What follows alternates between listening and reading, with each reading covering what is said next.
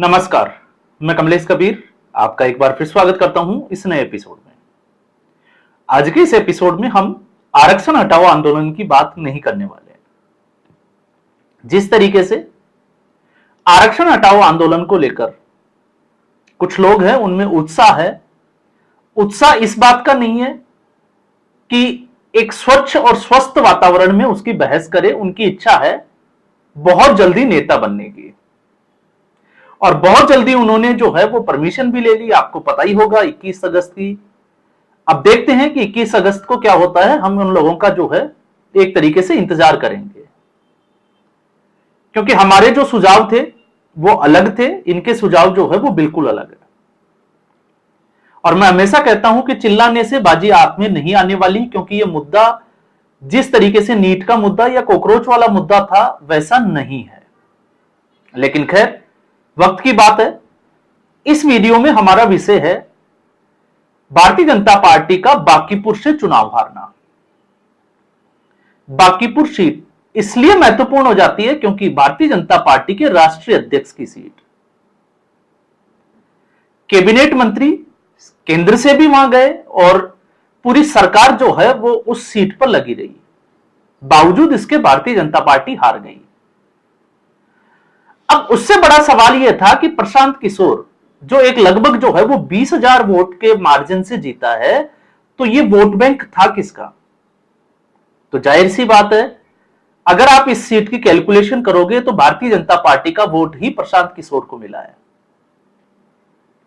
अब इसमें स्वर्ण और दलित वाला वो मैटर रहा नहीं, क्योंकि दोनों ही, प्रशांत किशोर भी स्वर्ण जाति से है और भारतीय जनता पार्टी का उम्मीदवार भी स्वर्ण जाति से था। अब इसको लेकर जो है अलग अलग राजनीतिक विश्लेषकों का अलग अलग जो है वो आकलन निकल कर आ रहा है। अब इसमें क्योंकि सारे आकलन उम्मीद करता हूं आप लोगों ने देखे भी होंगे, आपको भी जो है वो पॉलिटिकल समझ इतनी है कि आप भी उसका आकलन कर पा रहे होंगे। लेकिन अगर मैं मेरे निजी आकलन में जाता हूं तो मुझे एक चीज जो है वो बड़ी अखरती है भारतीय जनता पार्टी को लेकर। क्योंकि जिस तरीके से हम कांग्रेस पार्टी की बात करते हैं, हमें भारतीय जनता पार्टी की भी बात करनी चाहिए कि भारतीय जनता पार्टी हार क्यों जाती है। और मेरे हिसाब से भारतीय जनता पार्टी में भारतीय जनता पार्टी का एक ऐसा कुंभकर्ण है जो अब तक नींद से नहीं जागा है, और उसका अहंकार जो है वो इतना है कि वो अपने पद से इस्तीफा भी नहीं दे रहा है। और अगर भारतीय जनता पार्टी ये गलती करती रहेगी, आप मानकर चलिए भारतीय जनता पार्टी का डाउनफॉल इससे भी ज्यादा होने वाला है। अब आप सोच रहे होंगे कि मैं ऐसा क्यों कह रहा हूं, क्योंकि भारतीय जनता पार्टी में नरेंद्र मोदी है, अमित शाह है, बड़े बड़े नेता है। तो इस वक्त जो आकलन है उसकी पृष्ठभूमि क्या है? सम्राट चौधरी, कि प्रशांत किशोर ने सम्राट चौधरी को टारगेट किया, सम्राट चौधरी के खिलाफ जो है वो रेफरेंडम किया।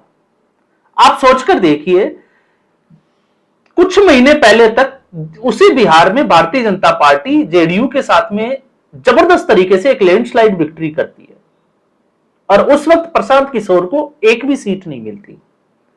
तो फिर इतने महीने में ऐसा क्या बदला कि सारा मामला जो है वो उलट गया? क्या भारतीय जनता पार्टी जेडीयू को साथ नहीं रख सकी? तो इसका जवाब मेरा एक सीधा सा है ऐसे लोगों को जो इस तरीके का आकलन करते हैं कि जेडीयू नीतीश कुमार के मुख्यमंत्री से हटने के बाद में जेडीयू का कार्यकर्ता नाराज है। यह आपका जो है वो गलत आकलन है, क्योंकि यह सीट हमेशा भारतीय जनता पार्टी की रही है। तो इससे जेडीयू का लेना देना क्या है? और सम्राट चौधरी जीतने और हारने से उनकी सेहत पर कोई फर्क नहीं पड़ने वाला, लेकिन भारतीय जनता पार्टी की सेहत पर फर्क पड़ने वाला है, यह जो है वो हम कह सकते हैं। तो जो लोगों का यह आकलन है कि जेडीयू की वजह से हम लोग जो है वो बहुत गलत ट्रैक पे अपने आकलन को लेकर जा रहे हैं। अगली हम बात करते हैं जिस तरीके से यूजीसी को लेकर, इस बात से मैं जो है वो 50-50% सहमत हूं, क्योंकि यूजीसी से एक तबका जो है स्वर्ण समाज का वो बिल्कुल भारतीय जनता पार्टी का जन समर्थक है, और वो जन समर्थक नाराज है, साफ तौर से देखा जा सकता है। लेकिन वो जन समर्थक आरजेडी के साथ चला जाएगा ऐसा भी नहीं है। तो इस बिहार चुनाव परिणाम से मुझे लगता है कि चिंता बीजेपी की से ज्यादा आरजेडी को होनी चाहिए। और आरजेडी को इसलिए होनी चाहिए, प्रशांत किशोर का जीतना एक नई पार्टी का उदय और जनता के सामने एक विकल्प, और जब जनता के सामने विकल्प बन जाता है तो वो एक पार्टी के लिए मुसीबत बन जाता है। आम आदमी पार्टी विकल्प बनी तो भारतीय जनता पार्टी और कांग्रेस पार्टी दोनों धराशायी होगी दिल्ली में। पंजाब में आम आदमी पार्टी विकल्प बनी तो कांग्रेस पार्टी सत्ता से बाहर हो गई, और आप देखिए अकाली दल और बीजेपी, अकाली दल तो जो है वो पहले से ही बाहर थी।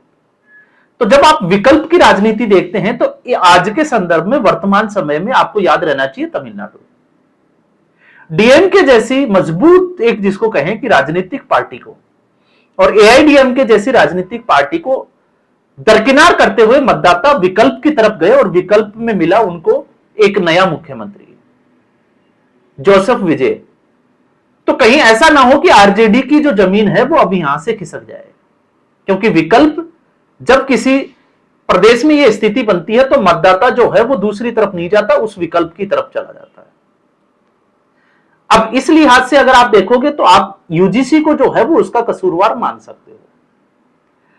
जो लोग ये कह रहे हैं कि जेएनजी की राजनीति शुरू हो चुकी है, वो एक तरीके से मैं कहूंगा कि घटिया स्तर का आंकलन जो है वो इस बांकीपुर सीट को लेकर रख रहे हैं, फिर चाहे दतिया की सीट हो।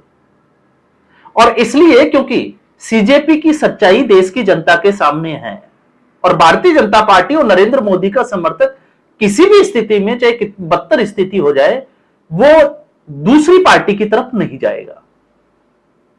और सीजेपी ने जो 20 तारीख को किया, उससे जो जिसको हम कहें कि राष्ट्रहित की जो भावना रखते हैं, आप उनसे पूछिए कि क्या वो इस तरीके से जो है वो छोड़कर जा सकते हैं, नहीं जाएंगे। तो ये एक तरीके से घटिया स्तर की वो जिसको आप कहें कि राजनीतिक आंकलन होगा, या फिर सिर्फ और सिर्फ किसी पार्टी विशेष के लिए अपना एजेंडा सेट करना या उसकी दलाली करना होगा। असली जो लड़ाई है वो कहां है? भारतीय जनता पार्टी इस दुनिया की सबसे बड़ी पार्टी है, जनसमूह के हिसाब से, मतदाताओं के हिसाब से कतई कोई बुराई नहीं है। भारतीय जनता पार्टी सबसे ज्यादा पैसों वाली पार्टी है, इसमें भी जो है वो कतई कोई बुराई नहीं है। लेकिन भारतीय जनता पार्टी आज भी उस इकोसिस्टम के सामने और उस लेफ्ट विचारधारा के सामने अपने घुटने टेक देती है,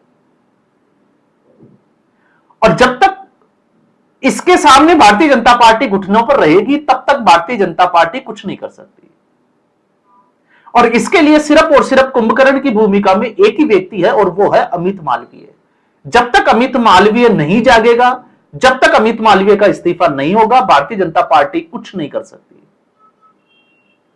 भारतीय जनता पार्टी को यह लगता है कि इस वक्त जितने भी जो नेता और कार्यकर्ता है, कार्यकर्ताओं की बात नहीं कर रहा, सॉरी गलती होगी, नेताओं की मैं बात कर रहा हूं, उनको एक अहंकार है कि जब तक नरेंद्र मोदी है भारतीय जनता पार्टी को कोई हरा नहीं सकता।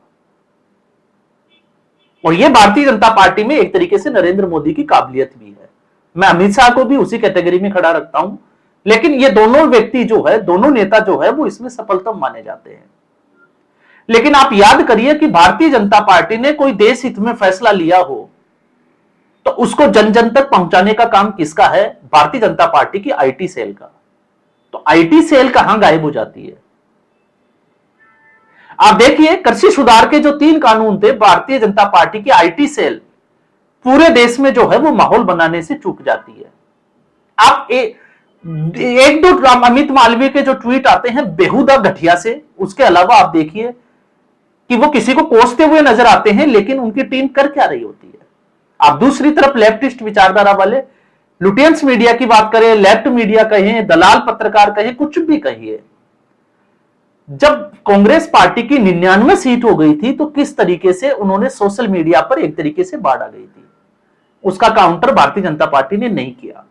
और उसका नतीजा यह हुआ कि 1 साल के बाद में प्रधानमंत्री नरेंद्र मोदी को माफी मांगनी पड़ी। और यह दूसरी बार हम देख रहे हैं कि नरेंद्र मोदी को इस स्थिति में लाने के लिए एक ही व्यक्ति जिम्मेदार है, और वो है अमित मालवीय। आप सोचकर देखिए कि प्रधानमंत्री नरेंद्र मोदी को रात को 11 बजे 12 बजे इंस्टाग्राम पे क्यों आना पड़ा? क्योंकि प्रधानमंत्री नरेंद्र मोदी को इस बात की समझ आ गई कि युवाओं से अगर जुड़ना है तो उनके प्लेटफॉर्म पे जाना पड़ेगा, इंस्टाग्राम पे, फेसबुक के ऊपर उनको जाना पड़ेगा। तो यह बात जब सीजेपी का जो प्रोटेस्ट हुआ उसको लेकर भारतीय जनता पार्टी की आईटी सेल मैदान में क्यों नहीं उतरी? और आज देखिए, आज भी स्थिति देखिए, अमित मालवीय सो रहा है और भारतीय जनता पार्टी का कोई दूसरा नेता जो है वो आप बता दीजिए जो जनता से जो है वो इस तरीके से संवाद कर रहा हो। तो नरेंद्र मोदी के भरोसे कब तक भारतीय जनता पार्टी जो है वो जीत का जश्न बनाएगी? एक ना एक दिन जो है वो उसको हारना पड़ेगा, झुकना पड़ेगा। आप सुप्रिया श्रीनेत को देखिए, आप आम आदमी पार्टी की आप आईटी सेल को देखिए। आम आदमी पार्टी की अगर आप आईटी सेल को देखोगे तो E20 की जो अरविंद केजरीवाल ने एक ऑडिटोरियम में जो मीटिंग रखी थी, कितने लोग पहुंचे? गिनती के लोग थे। लेकिन आप देखिए उसके आईटी सेल का काम करने का तरीका कि 5 लाख से ज्यादा लोग जो है वो ऑनलाइन उसको देख रहे थे। अगर आप आम आदमी पार्टी के सोशल मीडिया अकाउंट पे उस दिन जाते तो आपको इसका अंदाजा लग जाता। तो भारतीय जनता पार्टी में नरेंद्र मोदी के जब करोड़ों फॉलोवर्स है तो उनके लिए यह स्थिति क्यों नहीं तैयार होती? आखिर भारतीय जनता पार्टी की आईटी सेल उस लेवल का काम क्यों नहीं कर पाती? तो आज भारतीय जनता पार्टी को इस स्थिति में लाने के लिए मुझे जो लगता है एक ही व्यक्ति जिम्मेवार है, अमित मालवीय। और जब तक अमित मालवीय है, अब भारतीय जनता पार्टी का आप मानकर चलिए कि डाउनफॉल शुरू है। यूजीसी आप देख लीजिए, E20 का आप देख लीजिए जो एथेनॉल वाला है, इसके अलावा जो है वो और भी। और आप देखिए इसमें मैं एक उदाहरण भी देता हूं, प्रियंक खड़गे जिस तरीके से कर्नाटक में वो गृह मंत्री है और उनसे शिक्षा मंत्री का इस्तीफा मांगने के ऊपर जो है वो किसी मीडिया कर्मी ने पूछा, पत्रकार ने, तो उनका जवाब था आप धरना दीजिए, 25 दिन अनशन कीजिए, अराजकता फैलाइए, हम आपके ऊपर लाठीचार्ज करेंगे और उसके बाद में सोचेंगे कि हमारे शिक्षा मंत्री का इस्तीफा होना चाहिए या नहीं होना चाहिए। झारखंड में छात्रों को लेकर भारतीय जनता पार्टी की आईटी सेल कहां है? वो तो अराजकता नहीं फैल रहे। वहां पे तो सरकार जो है वो भारतीय जनता पार्टी की नहीं है, लेकिन कुंभकर्ण भाई साहब जो है वो नींद में सो रहे हैं। एक तरीके से प्रधानमंत्री नरेंद्र मोदी की जो काबिलियत थी उसके ऊपर वो रोटियां सेक रहे हैं, अपना उनका घर जो है वो अच्छे से चल रहा है। उनको भारतीय जनता पार्टी से क्या मतलब है? मेहनत कर रहे हैं, दो घोड़े जो है वो भारतीय जनता पार्टी के दौड़ रहे हैं, अमित शाह और नरेंद्र मोदी, तो वो दौड़ते रहेंगे। और यही स्थिति जो है वो बनी हुई है। आप राम मंदिर के मुद्दे को, चोरी का जो मुद्दा हुआ, चंदा चोरी का, आप उसमें देख लीजिए भारतीय जनता पार्टी की आईटी सेल है कहां? क्योंकि जो कभी नेहरू से लेकर राहुल गांधी तक कभी राम जन्मभूमि के जो स्थान था वहां पर नहीं गए और बाबर की कब्र पे गए हो, आप सोचकर देखिए आपकी आईटी सेल क्या कर रही है। लेकिन आज वो उसको मुद्दा बना रहे और उनकी आईटी सेल जो है वो उसको भुनाने में लगी हुई है। तो अब आप समझ सकते हैं कि गलती जो है वो कहां हो रही है। हालांकि बांकीपुर सीट के हारने से आगे क्या होगा ये हम नहीं कह सकते, क्योंकि ये नैरेटिव वार की लड़ाई होती है। और अगर इस नैरेटिव वार की लड़ाई में भारतीय जनता पार्टी हार गई तो परिणाम जो है वो उस भारतीय जनता पार्टी को भी भुगतने पड़ेंगे। तो आज के एपिसोड में बस इतना ही। उम्मीद करूंगा वीडियो एपिसोड आपको पसंद आया होगा। वीडियो को लाइक करें, शेयर करें, चैनल जरूर सब्सक्राइब करें। धन्यवाद।